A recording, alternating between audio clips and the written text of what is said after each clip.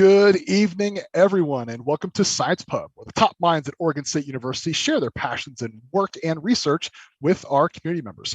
My name is Nathan Moses, Assistant Director for Events and Engagement at OSU-Cascades, and I thank you for joining us tonight. We'll be joined in short order by Larry O'Neill, who will be presenting tonight's event, Climate Change Impacts Around the Bend. But first, let's get to a few announcements and reminders. All right, first up is the Winning in Life series from the OSU Alumni Association. Join the OSU Alumni Association for the next scheduled sessions for the Winning in Life After College series on the following listed Thursdays at 1:00 p.m. Whether you're just graduating this spring or looking for a change, these sessions will help prep you with the tools you need for the future. It looks like we're getting slides together here real quick. All right, there we go. We got those up. Slide 2, next one, Science Pub for April. So the next one, as we talked a little bit about last event, the next Science Pub registration is on its way, and we're looking forward to spending the evening with Alexander Michaels as he presents on vitamin C and health, facts versus fiction. The event will take place on Monday, April 12th at 6:00 p.m. Don't forget, we're also looking for ideas for the upcoming year's content. So if there's something that you'd like our OSU researchers to present on, we would love to know. So email us at events@osucascades.edu. All right, so next up here, we're got a little switcheroo with Mentimeter tonight. So those of you that have not joined us before, we're gonna throw up the slide for the event tonight for Mentimeter. You're gonna go in your browser or on the app on your phones, and you're going to go to menti.com, and that's going to be how we're going to take what's going to be our post quiz tonight, as opposed to our pre-quiz. And we're also going to do our question and answers at the end with Larry. So everybody that has that application, please go to www.menti.com, and you're going to enter in the event code 57217189. And again, that's on your screen right now, 57217189. When you go through there, the first thing is when we're done with Larry's presentation, it's going to open up our what now is going to be our post test, and you're going to be able to put a nickname in. Just make sure you stick that G movie rated nickname in, because your names will populate on the screen. But we're going to go and take that. It's going to be 5 questions. Faster you answer, the more points you win. And again, it's just for fun, just for internet thrills for this evening. But you're going to go ahead and do that. And once we're done with that, the next couple slides, you're going to see something pop up for the question and answer portal to submit a question for Larry during the question and answer time. So hopefully that'll be fun for everybody. A little bit of change up. We appreciate everybody's patience in working with us, but it should be a great night. And I think without further ado, I'd like to get us right in to the introduction of our special guest presenter for tonight. Larry O'Neill is an associate professor in the OSU College of Earth, Ocean, and Atmospheric Sciences, and a member of the Oregon Climate Change Research Institute. His research areas include air and sea interactions, satellite meteorology, and oceanography. His research collaborations have included work with the American Meteorological Society, Jet Propulsion Laboratory, and the National Aeronautics and Space Administration. Again, thank you very much for all your time and expertise, Larry. And without further ado, I will let you take it away. Okay, great. Well, good evening, everyone. And I want to thank Nathan for inviting me to give a talk at this event. And so I'm also the state climatologist for Oregon. And so a lot of my activities associated with that are working with the state on the Water Supply Availability Committee, the Drought Readiness Council, and the Drought Monitor Advisory Committee, as well as working with various scientists at OSU and other places on Pacific Northwest climate in general. And so tonight, that's what I'd like to talk to you about, are some climate change impacts around the bend. And so I have a nice shot of the Oregon Cascades. And what you see in the background is actually Diamond Peak. And Diamond Peak at one time had 5 named glaciers on it. And currently, all those glaciers, semi-permanent glaciers, have melted out. And so that will be a theme tonight to talk about. And I'll talk more a little about some of the snowpack variability and things that we see in the Oregon Cascades. So for my talk today, I also got some contributions from Erica Fleischman, the director of the Oregon Climate Change Research Institute, or OCRI, Anders Carlson from the Oregon Glaciers Institute, Nick Seiler, David Rupp, and Megan Dalton, who are all associated with our college, the College of Earth, Ocean, Environment, and Atmospheric Science. So those of you who can see me on the screen will notice I'm wearing this funny tie. And so you're probably thinking to yourself, Larry, what is up with that tie? So, and I'll stand up here for a second. So it's got some blue stripes and it goes all the way down to red at the bottom. And these sort of were created as kind of an artistic graphical depiction of the warming of our climate. And what I've got here on the screen are what's called the the climate stripes for the state of Oregon. And the blues and the reds represent the relative temperatures over the last decade. So back around 1900, we had much cooler temperatures than we do today. And so this was created by Ed Hawkins at the University of Reading. And they've made a website where you can get climate stripes for all sorts of different countries and globally and stuff like that. And they also sell things like ties and skirts and coffee mugs and things like that that have your climate stripes on them.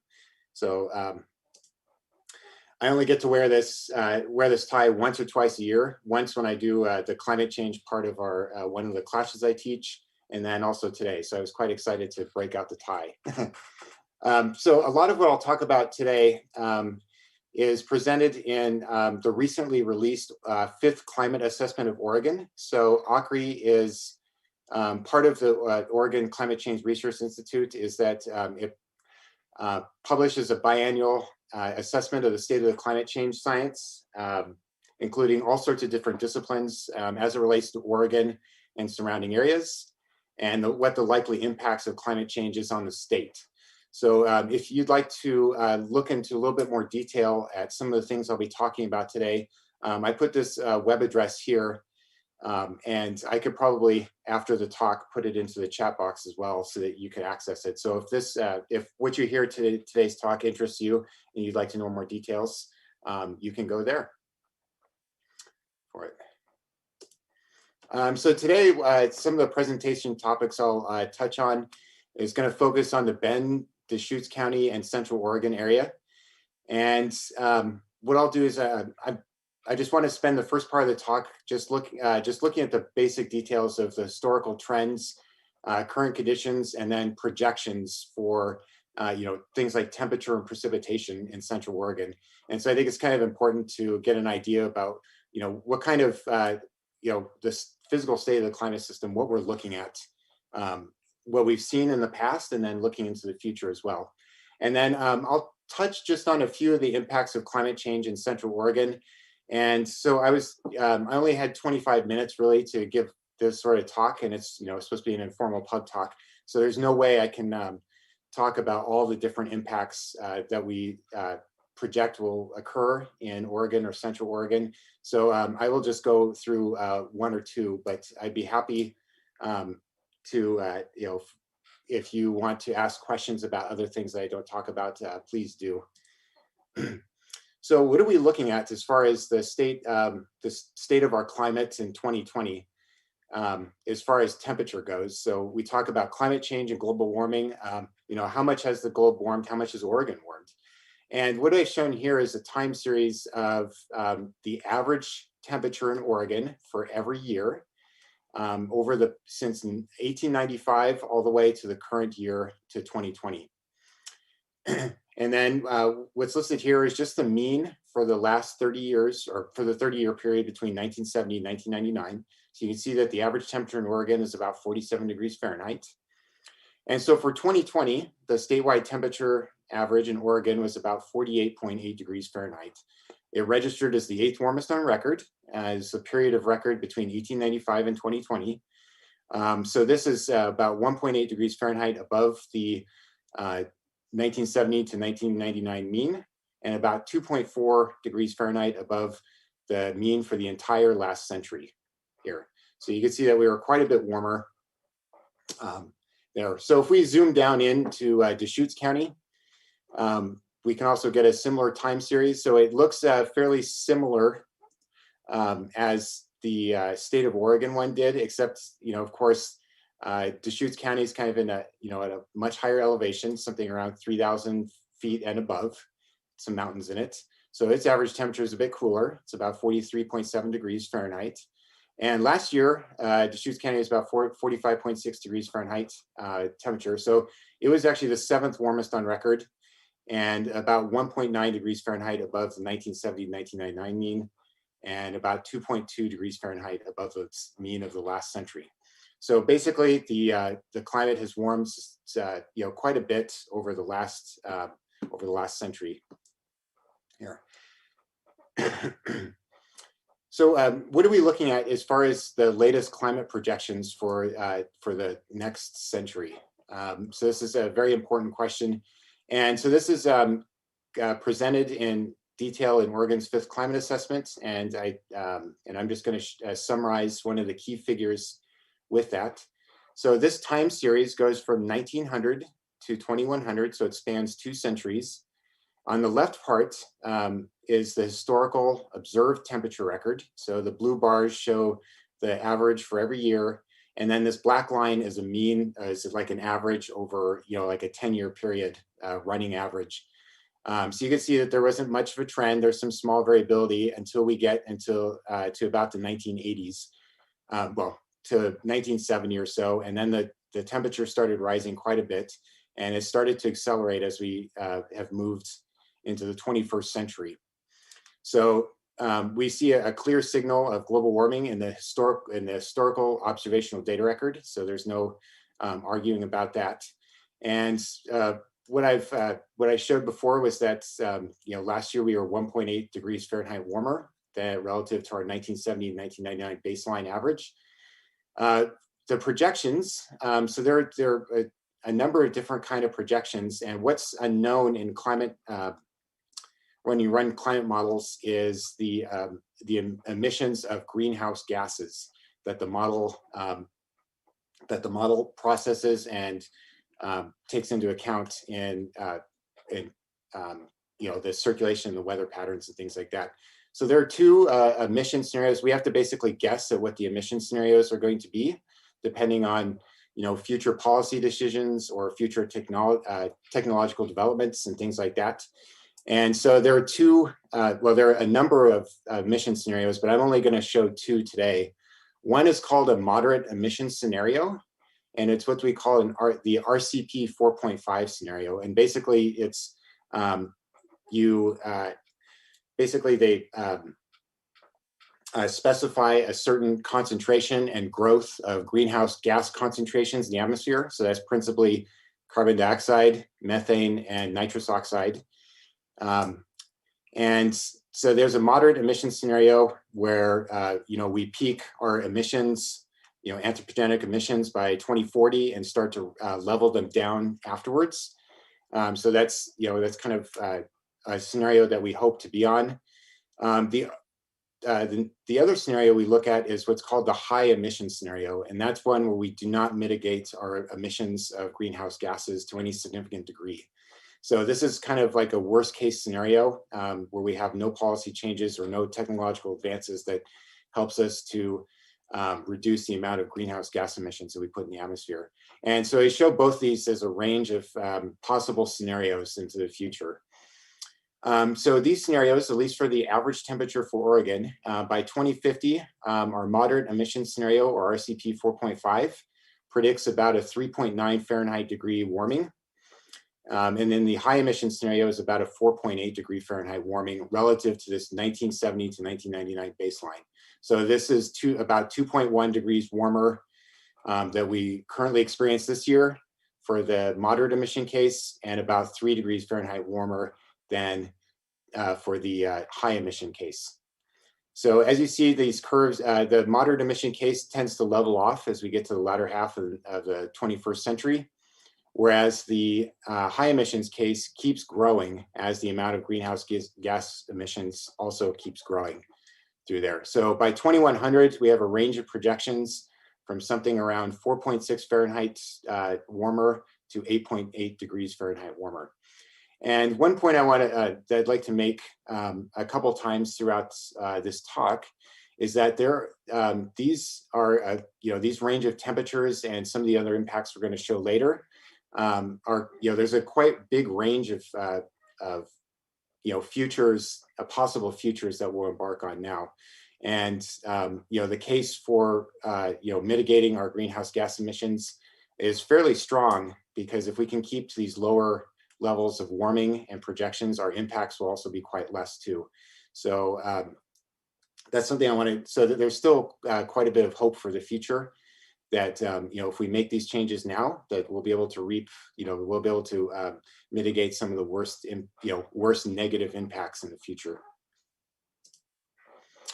Zooming down into Deschutes counties, that was what I just showed was for the entire state of Oregon. And now if we want to go into just the Deschutes County by itself, historically, so this is a time series, the same sort of thing that I showed earlier.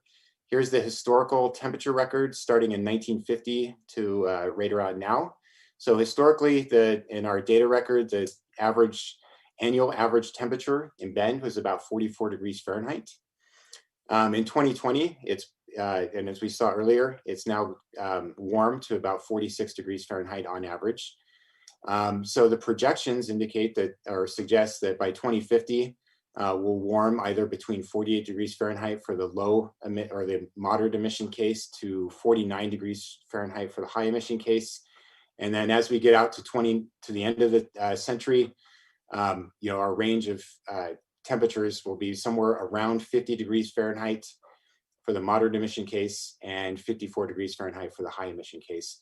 And again, for the moderate emission case, we see a leveling off of the temperatures as the projected amount of greenhouse gases start to decrease towards the end of the century. So basically, by the end of the century, our average annual temperatures will increase by about 4 to 8 degrees Fahrenheit above current levels. So it's going to be quite a bit warmer than it is now. So that's for the annual average temperature. But if you want to look at some of the extreme, things like heat waves and extreme temperature events, this is also talked about in some detail in the Oregon Climate Assessment. And we use a measure, instead of using the raw temperature, we use a measure called the heat index. And many of you are probably familiar with the heat index now. It's basically a measure of the perceived heat that we as humans experience or perceive. And it reflects contributions from both temperature and humidity. And it's been shown to better describe impacts on human health than using just straight temperature. For Oregon, it's we have a fairly dry heat, if you will. So the heat index is very, very closely approximates the actual air temperature that we experience. Essentially, this table shows all 36 counties in Oregon, and the number of extreme heat index days, which are defined as values that are above 90 degrees Fahrenheit. So if you think of a really kind of beginning to be an uncomfortably hot day, these are the average number of days per year that we experience those conditions in all the counties. And I'm just going to point out the three central Oregon counties, the Crook, Deschutes, and Jefferson County. So in those three counties, it's experienced about between 3 and 9 extreme heat index days per year. By the middle of the century, in the average for the 2040 to 2069 3-decade period, the number of extreme heat index days are expected to be many more times than what they currently are. So you see that in these three counties, there'll be between 21 and 33 days that are classified as extreme heat index days. So it's just a huge increase. And you can see over most counties in Oregon, we see similar amounts of increases as well. And so some of the impacts that we can expect from this are that increase the incidence of heat-related illnesses and deaths, and particularly among vulnerable populations or people that spend a lot of time working outdoors. And this will cover a lot of people in Central Oregon as well. So, you look at the average temperature increasing from 46 degrees Fahrenheit to 50 degrees Fahrenheit, and you might not think that's such a big change. But when you notice that, you also will get a lot more extreme heat events as well, then it begins to change it begins to become a little bit more serious kind of condition. So that was for temperature. And the other thing that's of great importance, especially in agricultural communities, such as spans a lot of Central Oregon, is the projections of precipitation here. So what we've shown is a figure of same sort of figure that I showed with the temperature, but this is for average annual precipitation for the entire state of Oregon.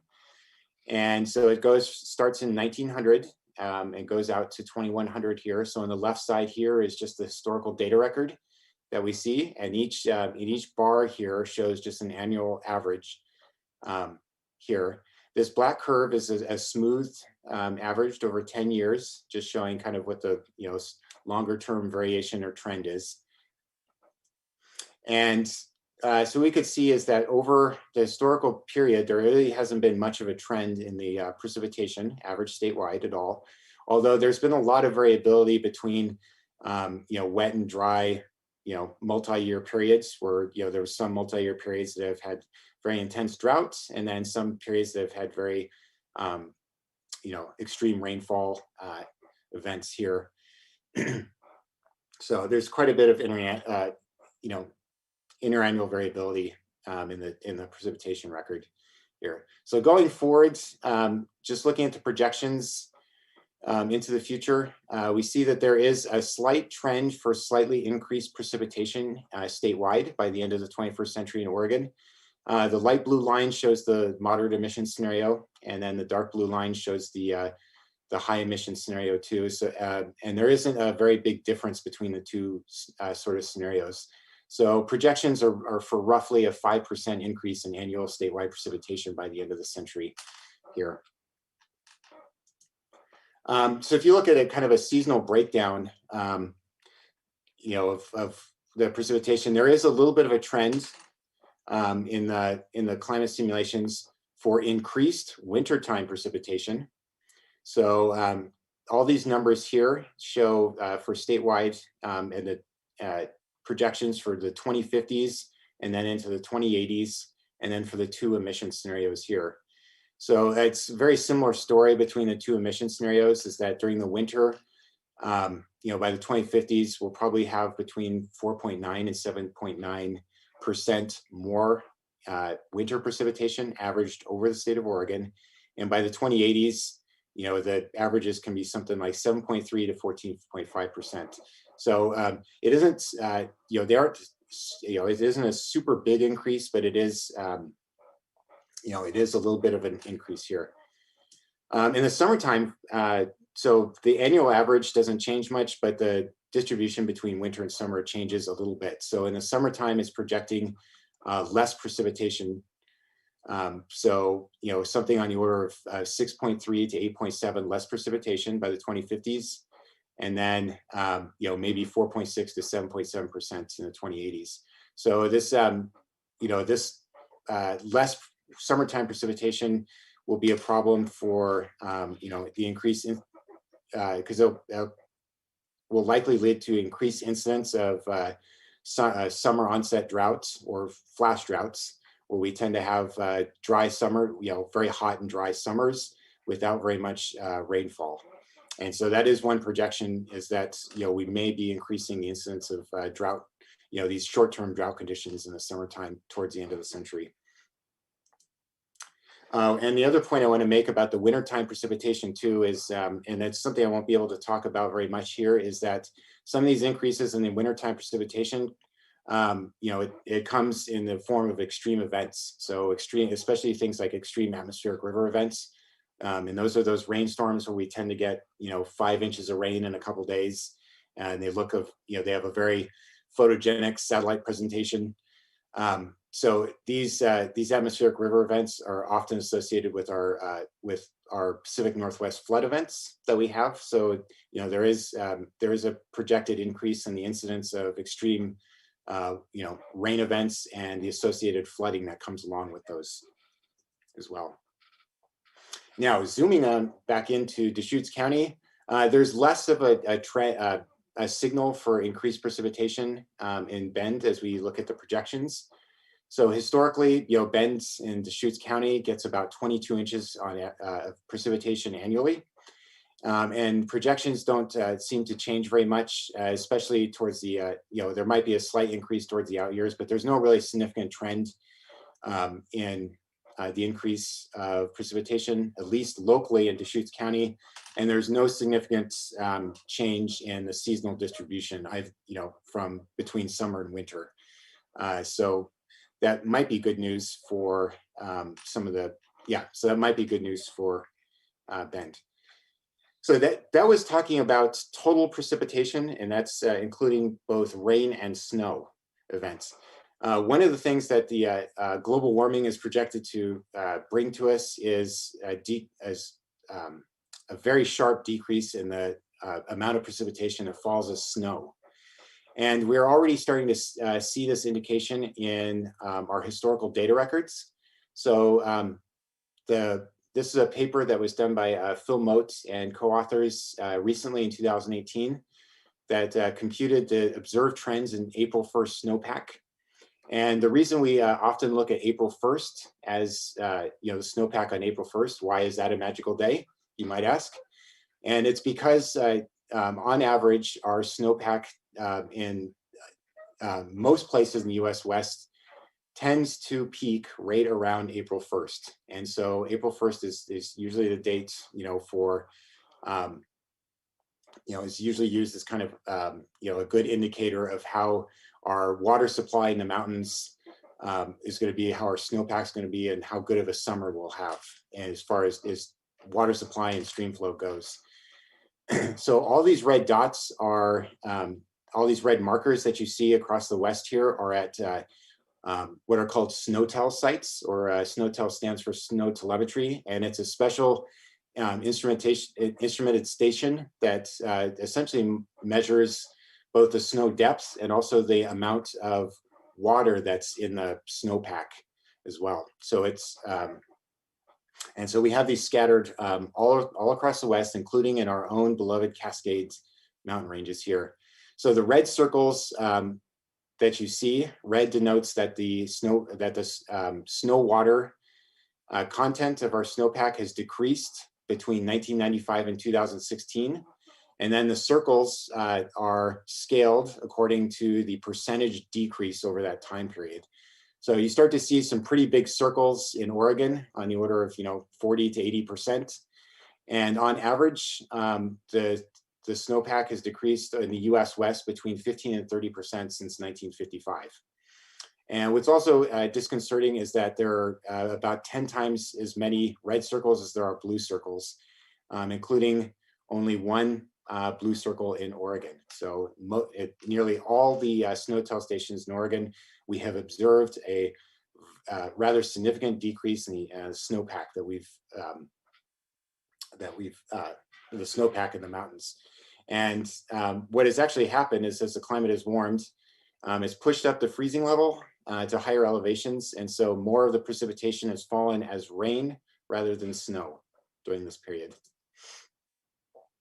Now, a rather surprising paper came out a couple years ago by Nick Seiler, who is now a faculty member at OSU. And based on some of his thesis work, he's observed that the snowpack has actually been relatively stable since the 1980s across, over much of the US West. And this was actually kind of a surprising result to see because, where the climate has warmed significantly since the 1980s. And so we expected that the snowpack would actually decrease quite a lot during that time. And so he looked at a number of different mountain ranges and kind of grouped them together in these six groups. And the one I want to focus on is the second one here, which is in the Oregon Cascades. And so all these red circles here indicate places that have decreased their snowpack since between 1984 and 2018. And then the blue circles are places that have increased snowpack during that time. So these, there's these red circles are more like a less than 5% trend. And so there are quite a few of these light orange circles in the Oregon Cascades, meaning that at those stations, the snowpack has only diminished by about 5%. And then there are a few stations that have gone a little bit more. And when you look at the trend over time, so these just show the trends over time from 1984 to 2018. And for the South Oregon Cascades, which we're most concerned with here, this is the year-to-year variability of the snowpack. So you can see it's highly variable between years. But that, and then on average, the snowpack has decreased at those sites about 16%. But if you actually compute a trend line on this, the significance level of the trend line is about 51%.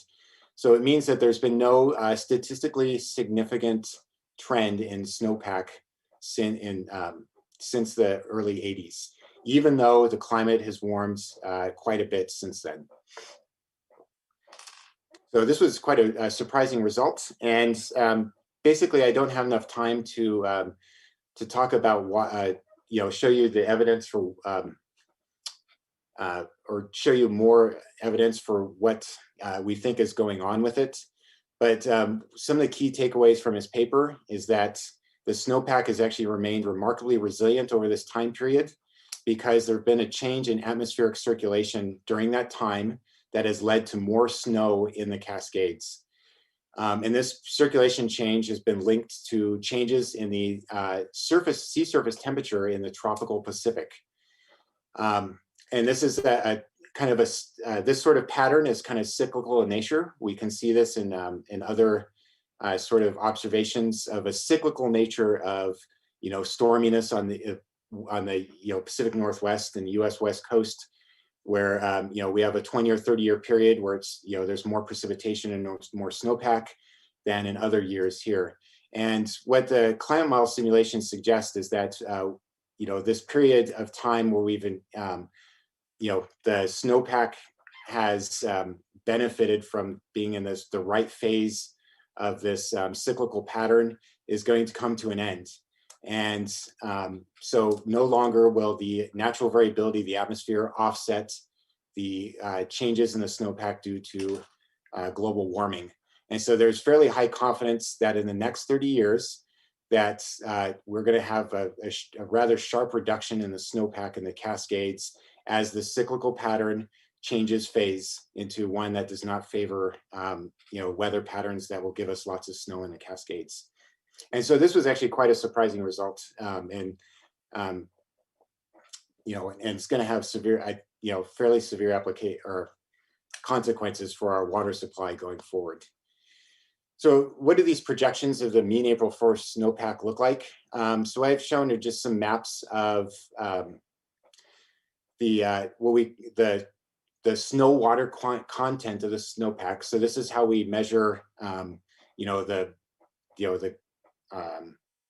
of the quality of the snowpack is by measuring the amount of water that you can melt all that snow down to. So we don't, for monitoring and climate purposes, we don't look at like snow depth, which is something that it's more intuitive to us. We actually look at what's called the snow water equivalent, or the SWE. So this is basically the amount of water, if you were to melt all the snow down to, how deep would that, that glass of water look like? And so these just show three, projections for this century from the 2010 to 2039 timeframe in the left panels, the 2040 to 2069 timeframe in the middle panels, and the 2070 to 2099 in the right panels. And I've showed both the moderate emission scenario, the RCP 4.5, and the high emission scenario, the RCP 8.5. And so this, on this left panel here, this is actually a good representation of our average snowpack right now as we see it.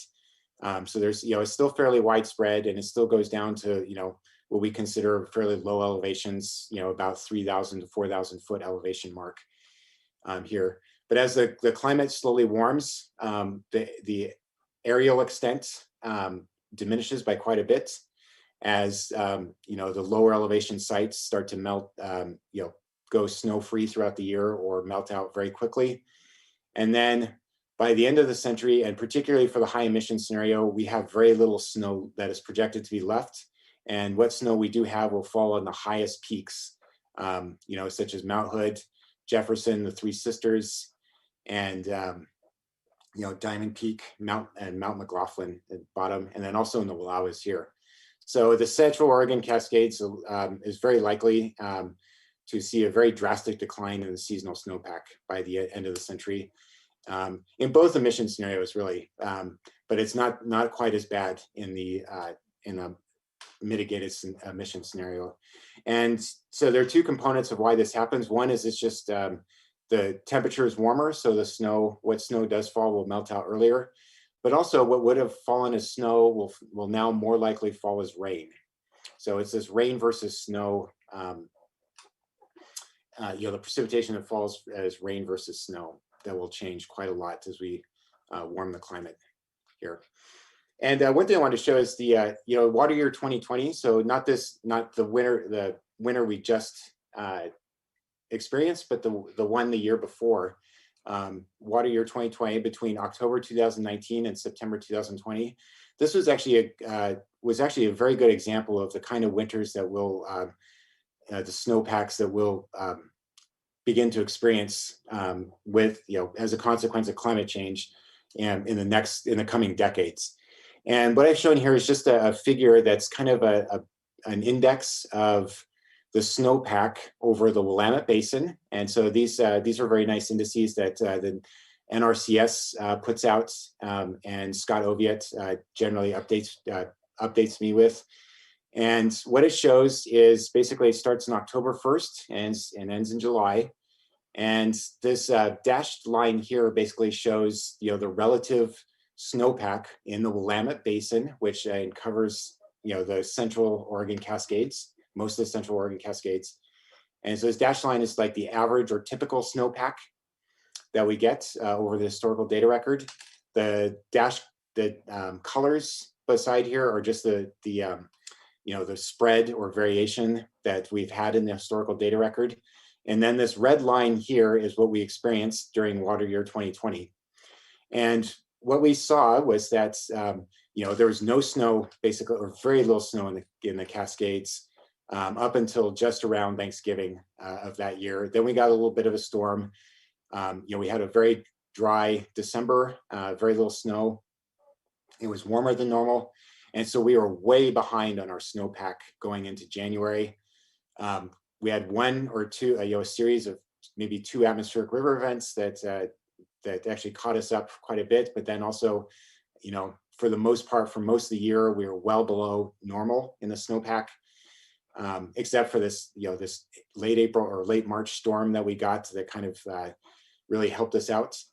But we also had this very early melt out of the snowpack. So we had, you know, kind of a mini heat wave in the end of April, the beginning of May, that very quickly melted out the high elevation snow.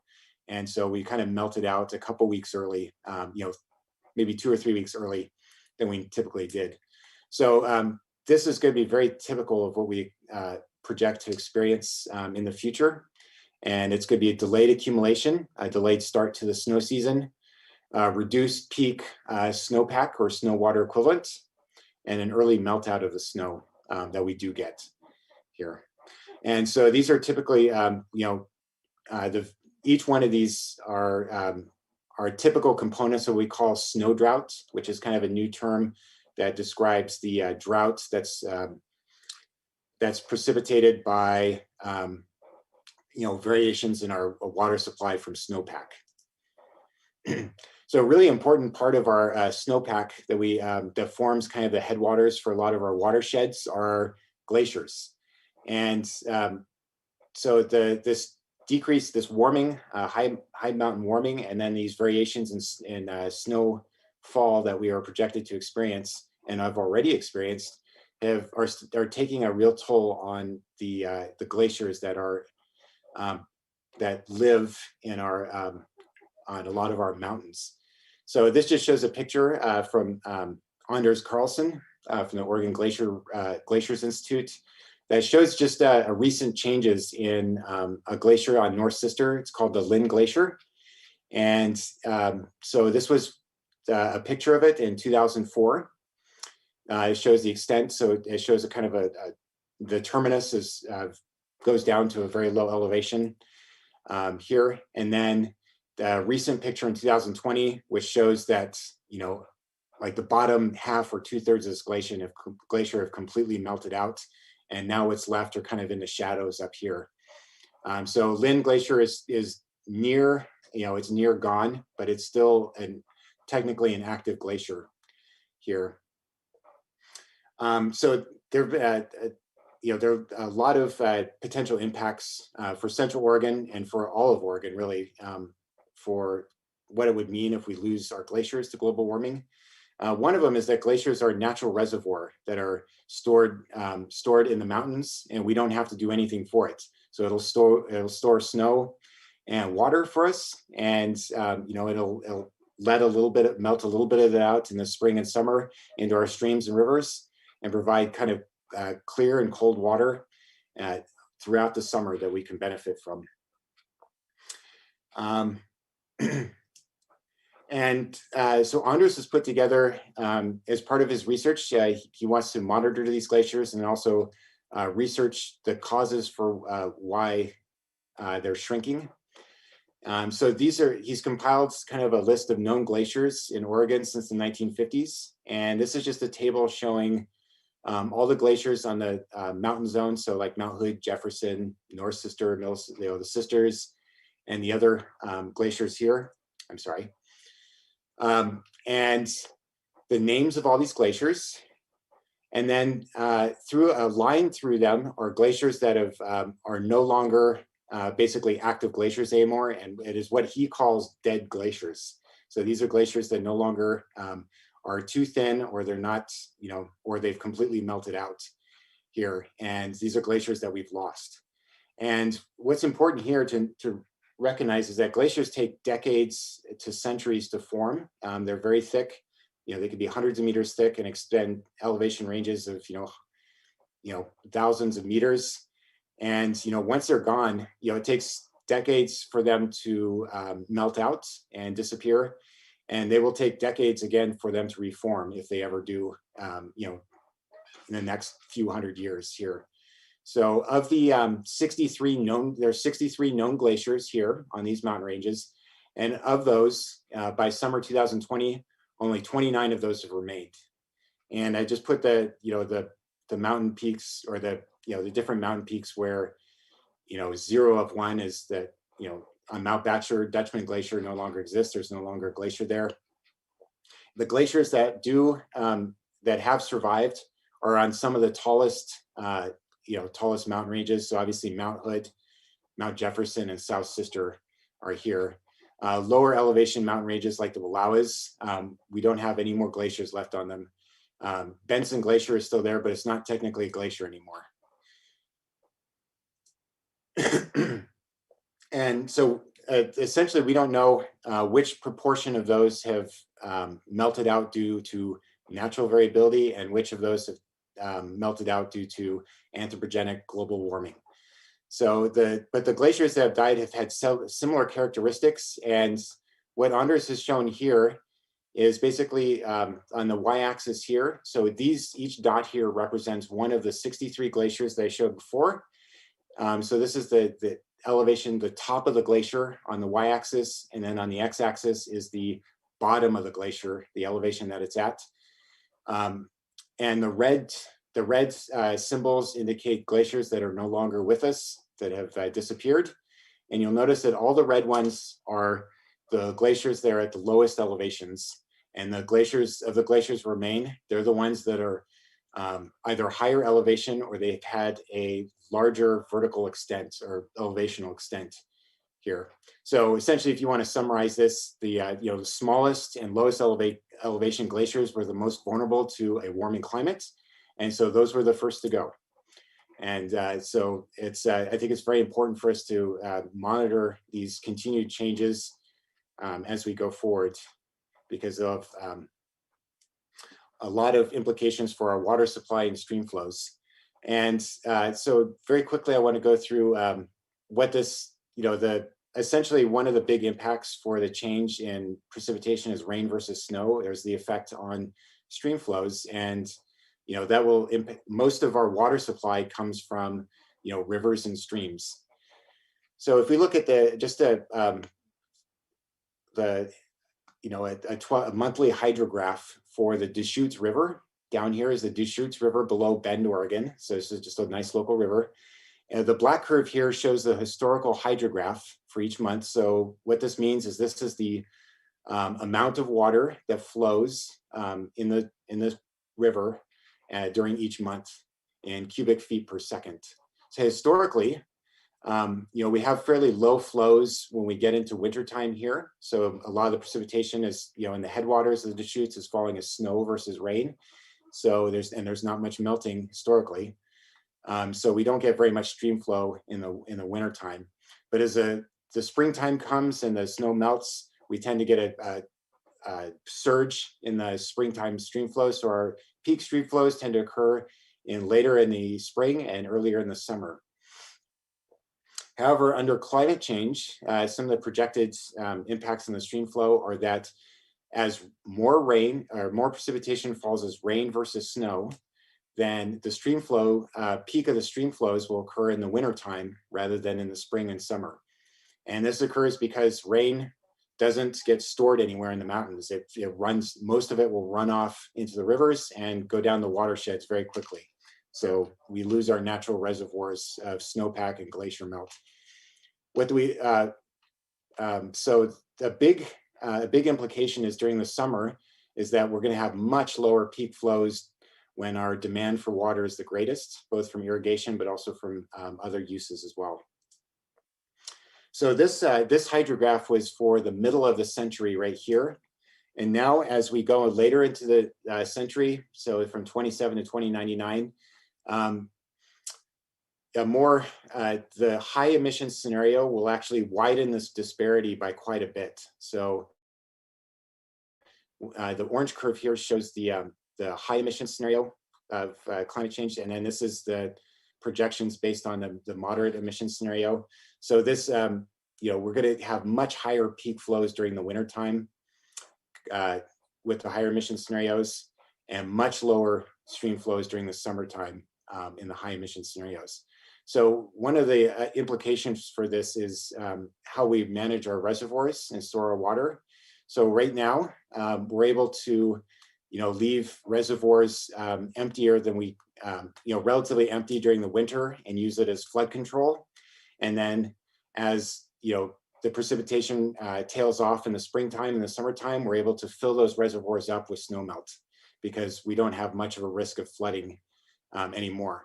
But in the projected scenarios, all of our rains just going to come in the winter. And so we're going to have this increased competition between flood control and summertime storage that will have to occur more in the wintertime compared to the summertime. And I also want to point out too that our decisions now that about which emissions pathway we'll take will have a big impact on the conditions, water supply conditions we're going to experience in the coming decades. The last thing I want to talk about is cheatgrass. So many of you in Central Oregon are probably familiar with this cheatgrass. It's an invasive species that is starting to become more common in a lot of the grasslands and semi-arid parts of the state. And it's starting to displace the native shad scale and bunch grasses that are more typical and more adapted to our climate here. One of the things about cheatgrass is that they are much more flammable compared to all the natural vegetation that's displacing. And it doesn't take much, so it's an invasive species and it does not take much cheatgrass to really increase the wildfire risk. This is just showing some of the cheatgrass cover.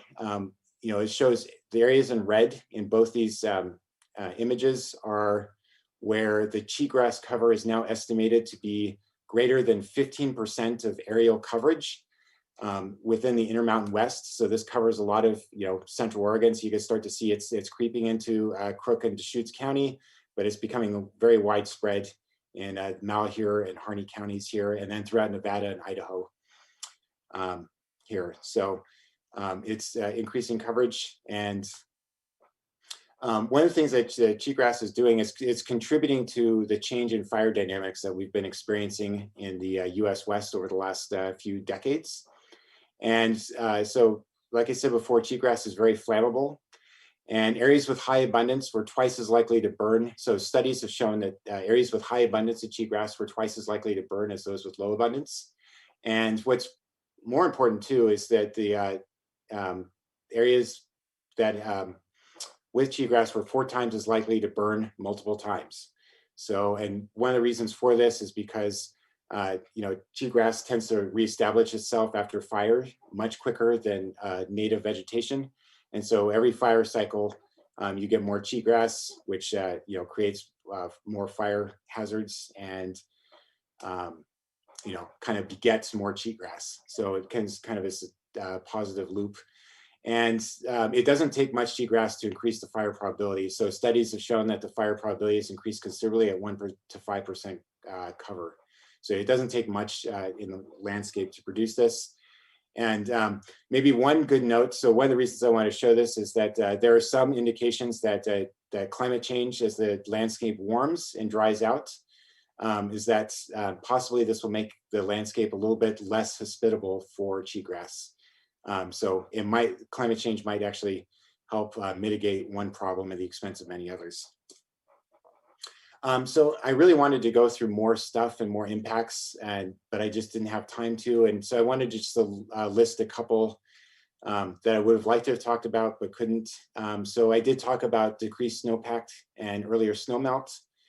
From climate change will shift the timing and magnitude of stream flow, annual stream flow, and peak flows will be higher in the winter and smaller in the summer. So it'll really shift the distribution of our water supply. It also, because we are having lower flows during summer, that means there'll be higher water temperatures in stream, rivers, and lakes. And so this will have a big impact on cold water fish species and other riparian, there'll be other impacts along the riparian corridors. There's also higher air temperature. It has the tendency to hold more water, which basically means there's more evaporation, both from soil and from vegetation. So we can expect drier, possibly drier vegetation and drier soils, and possibly more incidents of summertime droughts. And there's, of course, the increased frequency and extent of wildfire and insect outbreaks. And these are projected to be primary stressors on ecosystems. And there's still some debate on whether insect outbreaks will be more common in a warming climate. So I put a question mark here because there's, I guess still some debate about whether that's going to be the case. And anyway, so I thank you guys so much for coming out, and please contact me if you have any questions. My email address is on here. If you'd like to follow us on Twitter, so I'm also the director of the Oregon Climate Services. So, and occasionally when I tweet out some interesting climate tidbits here, and also with ORCI, we also are on Twitter too, so you could please follow us there. And we're pretty active on those. Again, I put the Oregon Climate Change Research, the website that you can click to find more information about us and our mission, and also you can get the Oregon Climate Assessment from there. And then also I put the web address for the Oregon Glaciers Institute, and they've newly established themselves and have an important mission ahead on monitoring our glaciers and high altitude snowpack, and documenting the changes before they're gone. So anyway, thank you very much. All right, Larry, thank you. And what I'll do is I'll have you take a share screen down, and we're going to have production get our Mentimeter slides ready to go for that. So everybody, what we're going to do is we're going to go ahead and jump actually right into questions, because I think we've got a really big audience tonight.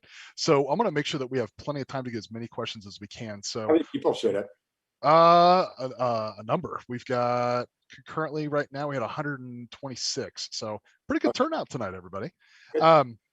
What we're going to do is we'll get Menti ready to go. So those of you that want to submit questions, you're going to use the menti.com information at the bottom of the screen right now with event code 5721. 7189. Additionally, you all can submit questions through YouTube. So we're going to want to go ahead and use either of those formats. So we'll give everybody a little bit of time. I've got a couple questions to start off with, but please everybody go ahead and go to the Menti.com app at 5721-7189 for the event code. And we will get started while we're waiting on folks to submit their questions. So it looks like we're working on the screens a little bit, so bear with us. But I think since our audio is working, I'm going to go ahead and get started. So let's see here. All right. Larry, first question. Looks like if Deschutes County precipitation is 20 inches per year and Bend's is 11 to 12 inches, what will be the effects on Bend? That's a good question. I'd have to look up what the actual projection is for right around Bend, but I don't know that right off the top of my head. So for that, I know that kind of around Bend there's some variability. So if you get as you go to the west, even a few miles out of town, you start to look at the Kokoroa stations and some of the other climate stations out there. The gradient in rainfall goes very high, very quick. I'm skeptical that climate models will capture that very well. Usually, anything, yeah, that's what I'll say for that. So I don't know if I would necessarily take whatever grid box that Bend is in and say that that's going to happen. I don't know if I would necessarily, say that that's going to be a representative of what will happen. Well, I think if anything else, your presentation tonight captured the fact that there are a ridiculous number of variables in all of this. On that same note, one of the questions that came in is the projections for temperature change look a little terrifying to me. This is what the question's saying, with a moderate emissions scenario even. What are the primary things that the world needs to focus on to try to fix this and maybe get to that medium group as opposed to the high that you had shown?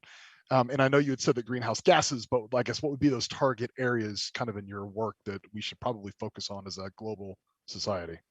The biggest thing is to reduce carbon emissions, and we need to do it, we need to do it in a fairly deliberate manner, within, the sooner we do it, the less severe the impacts will be.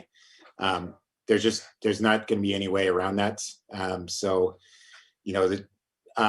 Right now there's a lot of discussion about policy, the policy implications and what kind of policy decisions we need to make. And, right now that's a good question for, the Paris Climate Accords, for instance. They're trying to say, do we stabilize the Earth's temperature at 2 degrees Celsius above normal or 1.5?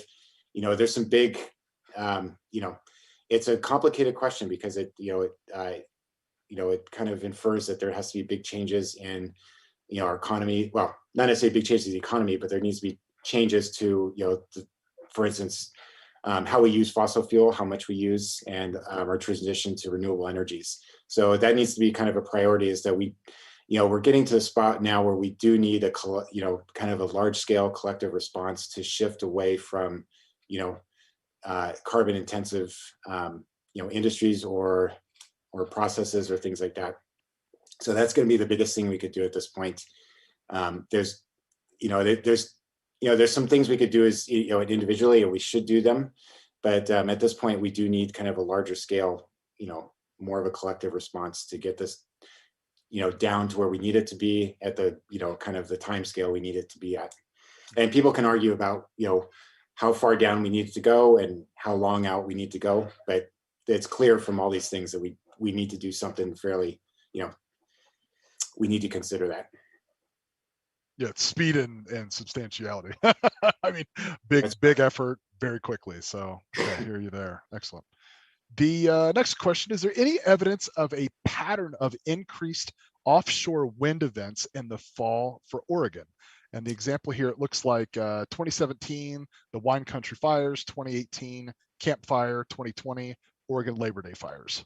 Yeah, that's another excellent question. So we actually, myself, David Rupp, his colleague at OSU, and John Abatsaglu and another colleague, we actually just published a paper looking at the conditions surrounding the Labor Day fires. And in doing that, David, well, we did look at some of the climate model projections for easterly wind events, and there did not seem to be any trend into the future for those events. I mean, we don't know for sure if the climate models are, if they're able to resolve those or not. But this also is consistent with a couple other studies recently looking at the trends in, the Santa Ana winds down in Southern California. So those are dry offshore wind events. And some of those studies either showed no trend or actually maybe a possibly decreasing trend going forward of, some small amount. So what's clear is we need more research into that area, but right now there does not seem to be, the easterly wind itself does not necessarily, seem to be a climate change driven event. Although before, what did seem to be climate driven in that event was how dry the air was. Mm-hmm. It was the drought and the drying, how low the humidity was. So that's a very strong signal in the climate models and in the observations that we're, slowly drying out the atmosphere, and then, well, not the atmosphere, we're slowly decreasing the surface relative humidity and increasing the fire danger from drier fuels and drier soils. Okay, thank you for that. Yeah, that cheatgrass, I actually wasn't real familiar with that. I was familiar with what it was, but I guess I wasn't familiar with some of the implications that you had spoken about at the end of the presentation. So that's super interesting stuff. And I think overall, I think sometimes I would say, first of all, really good job of kind of translating that data into us layman terms as far as like some of those impacts. But I mean, I think that like you were kind of getting to, there is so much other information and research that's out there and that's going on. I mean, it's a very, very complex set of circumstances that are leading to some of the models that you showed tonight. Oh yeah, yeah. Well, thanks. I was worried about that. Those look good, and it looks like as the questions keep coming in. And again, folks, just want to remind you that you can put questions directly into the chat for YouTube, or you can use our Menti app at menti.com with code 57217189. So the next question. I think this kind of alludes a little bit to what you were talking about. Users asking or saying, I get really confused with increased precipitation and increased temperature. With more drought in the summer, does that simply change growing seasons, or is it more extreme than that? So I guess maybe from that perspective is looking at in Central Oregon, how we're impacted. You said there's going to be more waterfall in the winter where typically it would have been snow, and then you've got potentially longer or more intense drought periods. I guess talk a little bit more about that shift. Yeah. Yeah, that's a really good question. So so as I understand the question, I think the discrepancy is that there might be a slight amount of more precipitation on an annual basis, but perhaps in the summertime there'll be more drought. So the increased temperatures. So this, as the story goes, is that the projections are that the increased temperatures during summer will increase what's called the evaporative demand of the landscape. So this is, increased evapotranspiration, so increased water loss from plants, and then also increased water loss just from evaporation out of the soil. So there'll be decreased soil moisture, and so this will lead to basically drier soils and things like that.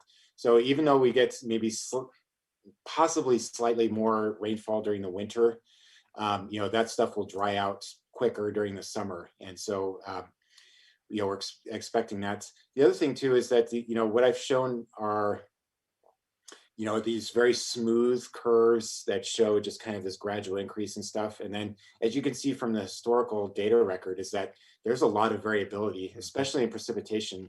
And the Pacific Northwest and California in particular, we have these periods, well, actually all of the US West, actually all of the country really. We experience these periods where we have, several years in a row of either, drier than normal or wetter than normal conditions.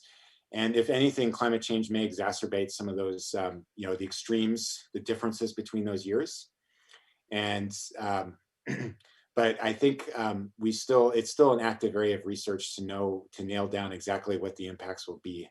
But, some of the research now seems to indicate that, this transition from rain to snow is a big one, and then these, this increase in the evapor demand of the landscape will be a big process. So how that affects us, there'll be initially, maybe the global warming will increase the length of the growing season. But, so that, at least in the initial decades, but it's not clear if that, how that's going to translate later into the century. Under the high emission scenario, it may be that the last half of your growing season is just drought and you don't have any water. So, but I think there's still more work to be done with that. Yeah. To understand that more. But this is kind of a process. It's over the last 20 years, there's been some research that suggests that the US West in general and a big part of Southeast Oregon is experiencing one of the driest periods in the last, I want to say since 980, using tree ring data and things like that. So it's been one of the driest 20-year periods in the last 1,000 years. And so there's been this increased understanding about what's called the aridification of the West. And so it seems like we're, in the West, that every year it seems like we're just in this constant level of droughts and dry conditions.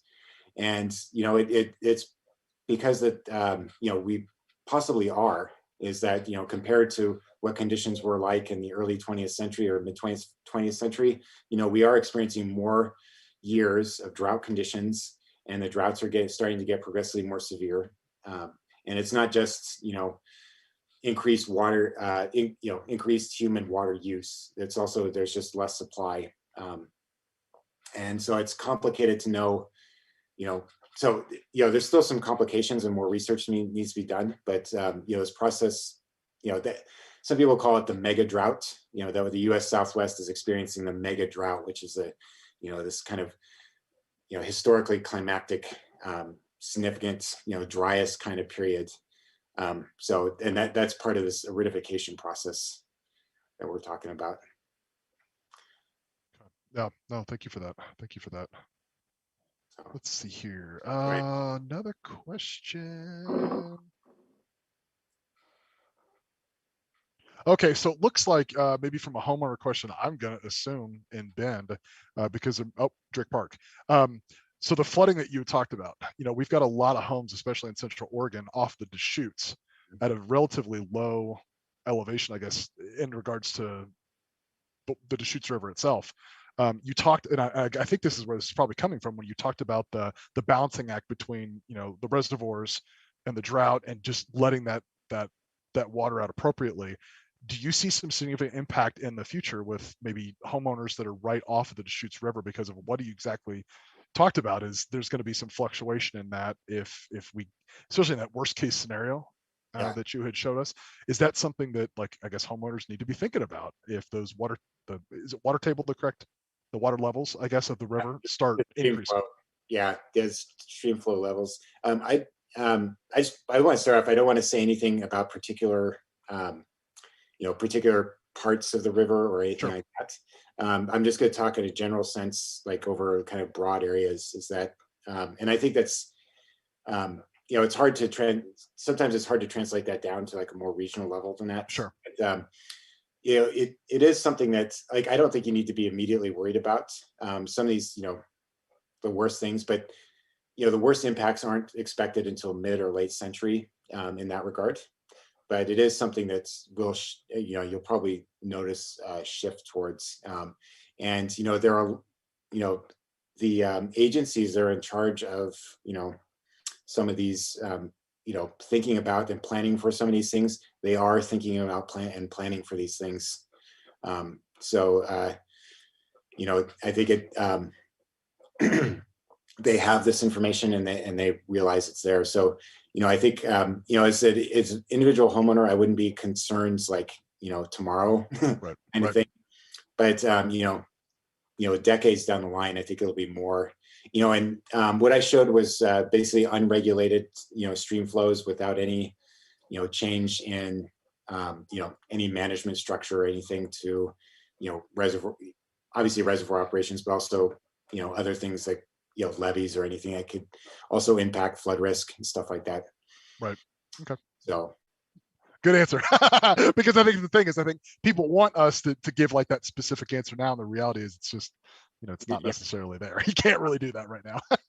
yeah, I don't know for sure. And I think, a lot of these water agencies and kind of the flood control agencies and stuff like that, I mean, they are thinking about this, and they are, I mean, there's a limit to what they can do, obviously, Right. because if you're going to build your house on maybe, 100-year floodplain, I mean, the 100-year floodplain may shift, kind of thing, but you can't say anything about it. I mean, I can't say anything about any specific floodplain because I would hate for, somebody to say the wrong thing. And 25 years later, Larry, we're like, well, Larry said it. No, yeah. no, not a scenario we want to get into. Yeah, no, it's not a scenario I want to get into, but it is something that's, an impact that is coming, Yep. it may be coming down the stream. Yep. Yeah, I know that I've had, regarding the reservoirs, I mean, the number of people, even just this last summer, of like photos that folks have taken about like water levels being lower, and just that general concern, I think, for us in Oregon.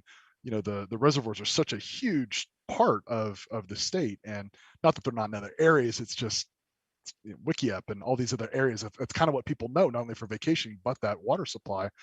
So I think that's where, a lot of folks are starting to get concerned, because the visual, like, does it feel warmer? Maybe not as many days, but like visually they can see these levels lower, and some of the reservoirs that we frequent quite a bit throughout the year. Yeah. And there's a lot of discussion too. I mean, obviously in Bend, this past year, there was, being in such a severe drought, there's disagreements over, maybe reservoir operations. I'll say, they have 8 different congressional mandates for, flood control, water storage, other, water temperature, other things. And, there are disagreements about, the relative weighting of those things too. And those, I think what'll show up, and I think it is showing up now, is just,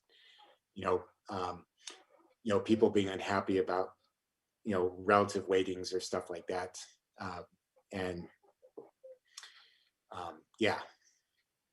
Yeah. Thank you. No, thank you for that. Let's see here. Oh, okay. You talked about the kind of some of the glaciers that we've lost or have melted out, or much lower capacity than previously recorded. When they do melt out, is it a slow melt, or because of their makeup, is it more significant, especially to things at lower elevations below them? And secondarily, any of those glaciers, like right now, we're most concerned about for initial damage if they were to melt out, because of kind of what's in their proximity. So I guess kind of a two-parter. So the first part was how quickly they melted out. Yeah. Like, I know that one picture, I think there's like a 14-year gap, if I'm not mistaken. It was like 2006 to 2020.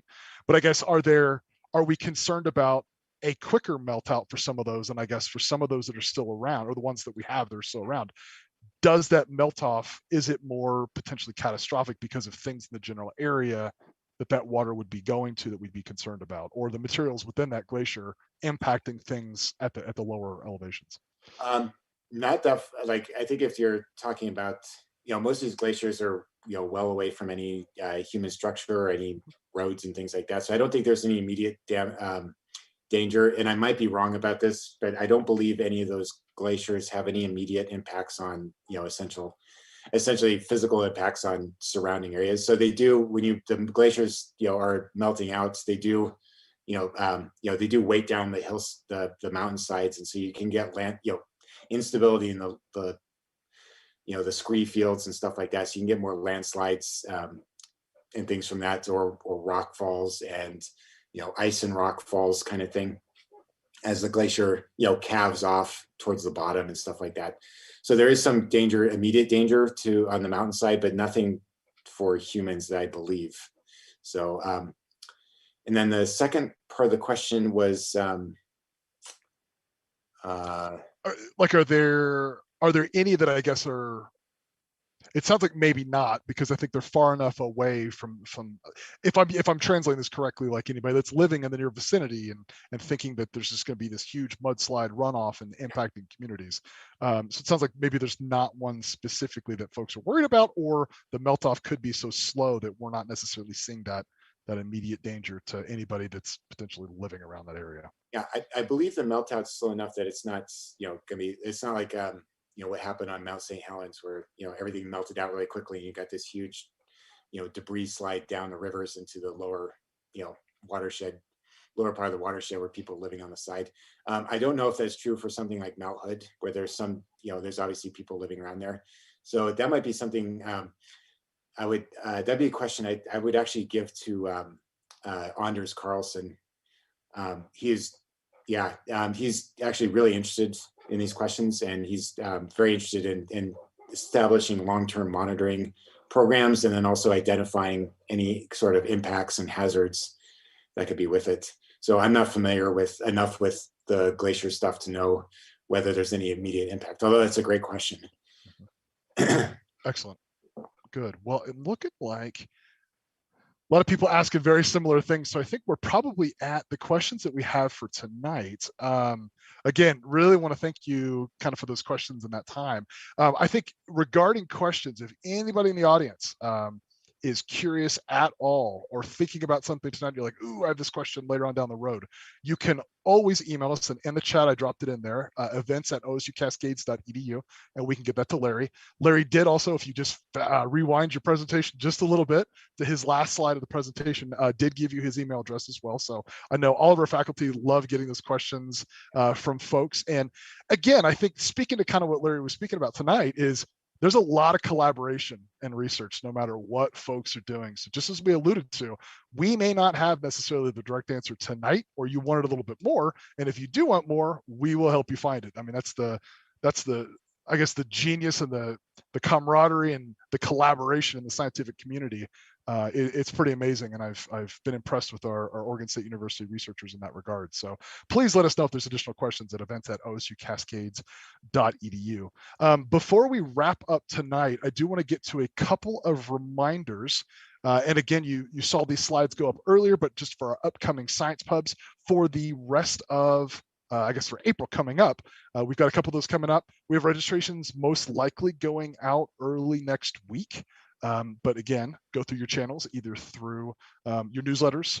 Make sure we will get you on distribution lists when you register tonight to get that information.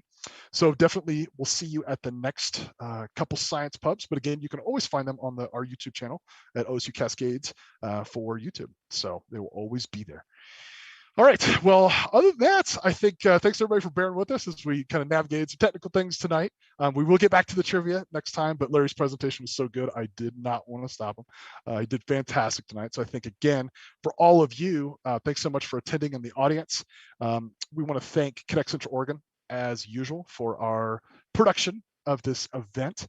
And again, massive thank you to Larry for his time, not only tonight, but in preparing this presentation. I think a lot of people think that, just pull classroom materials together, whatever, but there's definitely some time and thought put in behind these presentations. So we greatly appreciate it.